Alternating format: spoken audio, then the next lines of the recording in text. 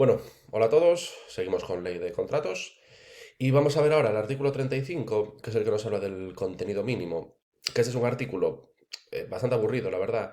Y sobre todo, bueno, aburrido por supuesto, eso es indiscutible, pero quizás sobre todo estos artículos en los que como profe pocos puedo aportar, porque no deja de ser una enumeración de cosas, pues, lo que tiene que venir en el contrato, el contenido mínimo, pues esta retaíla de cosas que tenemos aquí recogida, sin más, una lista de cosas de memorizar. Pero como sí que es cierto que he visto algunas preguntas varias sobre esto, sobre si tiene que venir esto o lo otro, bueno, preguntas relativas a este artículo, he visto varias, pues me parecía interesante hacer el vídeo y así por lo menos, aunque no haya mucho que explicar, pero por lo menos al escucharme a mí decirlo, pues a lo mejor os facilita la memorización, ayuda a que se os quede en la cabeza. Vale, a lo mejor para momentos en los que estáis haciendo así otras cosillas, ponéis de fondo el vídeo este, lo escucháis 5 o 6 veces y, y se os termina por quedar grabado en la cabeza todas las cosas que tienen que venir como mínimo en el contrato. Vale, vemos y comentamos. Eso es contenido mínimo. Ojo, contenido mínimo, ¿eh? Podrá haber más cosas, porque hemos visto anteriormente lo de libertad de pactos, pero esto es contenido mínimo. Nos dice documentos en los que se formalizan los contratos del sector público, salvo que sean cuestiones que ya vienen recogidas en los pliegos. Bueno, acordaros que los pliegos es donde se establece el régimen jurídico aplicable a los contratos. Los pliegos es la parte fundamental donde se recogen los aspectos que van a regir en una contratación pública. Si no vienen recogidos en los pliegos, obligatoriamente tendrán que venir todas las siguientes cosas. Vale, primero quiénes son las partes. El contratista, la administración, bueno, las partes que suscriben el contrato. Luego, como en cualquier contrato que se suscriba, la acreditación que tienen esas partes de su capacidad. Que habrá que acreditar la capacidad, pues que no están incapacitados, que tienen personalidad jurídica, bueno, todos los aspectos que son necesarios para poder suscribir un contrato. Vale, luego el objeto y el tipo de contrato que es. O sea, qué se va a hacer y qué tipo de contrato es. Si es de obras, de servicios, lo que sea. Luego, la legislación que va a resultar de aplicación. Y hay que hacer una referencia expresa a que se somete en ese contrato al cumplimiento de la normativa en materia de protección de datos, tanto a nivel nacional, nuestra ley orgánica, como a nivel comunitario, el reglamento del año 2016 de protección de datos. Luego, y esto ojo, que en algunos contratos puede ser muchísimo, pero muchísimo, porque hay contratos súper complejos, la enumeración de los documentos que integran el contrato. Ojo con eso, todos los documentos, de una forma u otra, van a formar parte del contrato. Pueden ser muchísimas cosas. Incluso, fijaros que nos dice, y esto interesante, con esto podrían jugar para hacer una pregunta difícil, yo esto la he visto, muy difícil, pero bueno, hay que estar preparado para todas las opciones. Puede ser que la enumeración de estos documentos esté jerarquizada, o sea, establecer, digamos, un orden de prelación de importancia a los diferentes documentos que forman parte del contrato. La clave de cara a esa pregunta difícil que os comento. Si así se expresa en el contrato, esta enumeración podrá estar jerarquizada. No obligatoriamente tiene que estar jerarquizada. O sea, puede ser que se establezca una jerarquía, un orden de prioridad respecto a los contratos y digamos a los que van a tener prevalencia en los casos de que existan contradicciones, o sea, los que están más arriba en ese orden jerárquico van a prevalecer sobre los que estén más abajo en caso de que haya una contradicción en el contenido de esos documentos, pero ojo, que es una posibilidad, ¿vale? Puede estar jerarquizada, no es obligatorio, puede estar jerarquizada. El podrá interesante. Acordaros, que esto, bueno, os lo comento seguro con bastante frecuencia porque es algo que lo hacen también con bastante frecuencia los tribunales para elaborar las preguntas, es jugar con lo del podrá deberá. ¿Vale? Entonces es muy importante siempre a la hora de estudiar, fijarnos si la ley dice podrá, si la ley dice deberá, y luego a la hora de hacer el examen, pues fijarnos si en las preguntas nos pone podrá o nos pone deberá, si nos están cruzando los términos con respecto a lo que pone en la ley. Bueno, entonces lo del podrá deberá, si son cosas obligatorias, opcionales, preceptivas, potestativas, siempre son aspectos a tener en cuenta tanto a la hora de estudiar como a la hora de hacer los exámenes.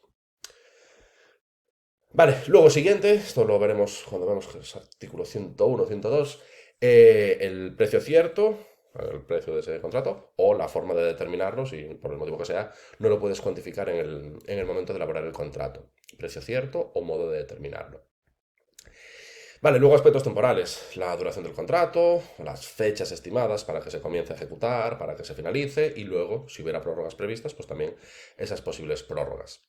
Claro, o sea, aspectos temporales, duración, si sabes exactamente la duración, si es algo estimado, pues la fecha estimada para que se empiece a ejecutar, para que finalice, y si va a haber prórrogas, pues también referencias a esas posibles prórrogas.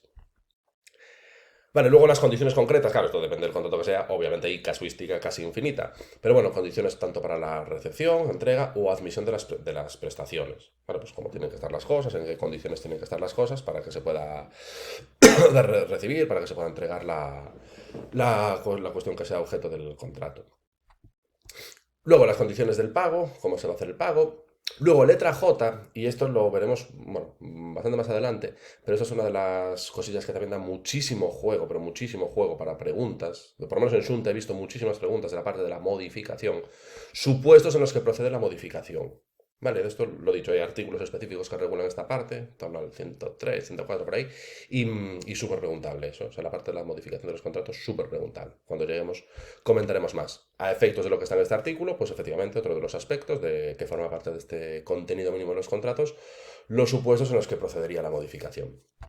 Luego también supuestos en los que procedería la resolución, ¿vale? Lo mismo.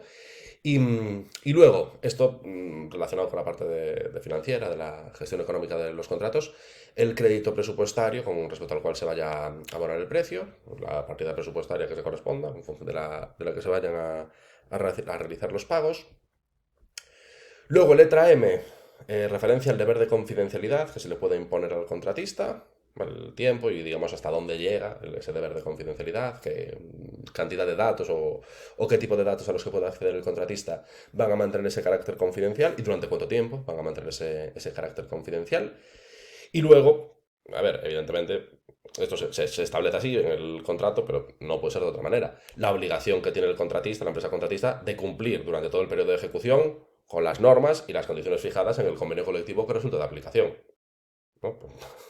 Hay que ponerlo, por supuesto, pero evidentemente por la propia normativa laboral las empresas tendrán que cumplir con el convenio colectivo. No solo faltaba. Pero bueno, para enfatizarlo, y esto de hecho podría, si se incumpliera, llegado el punto, podría haber penalidades para esas empresas, esa obligación que se establece para que el contratista, durante todo el periodo de ejecución del contrato, cumpla con las normas y condiciones que estén fijadas en el convenio colectivo que resulta aplicable. Vale, y nada, toda esta la retahíla de cosas que forman parte de ese contenido mínimo del contrato. Lo he dicho, como he visto varias preguntas, ya veis que al final de explicar, pues tampoco hay mucho que explicar, es esto y ya está, no hay más.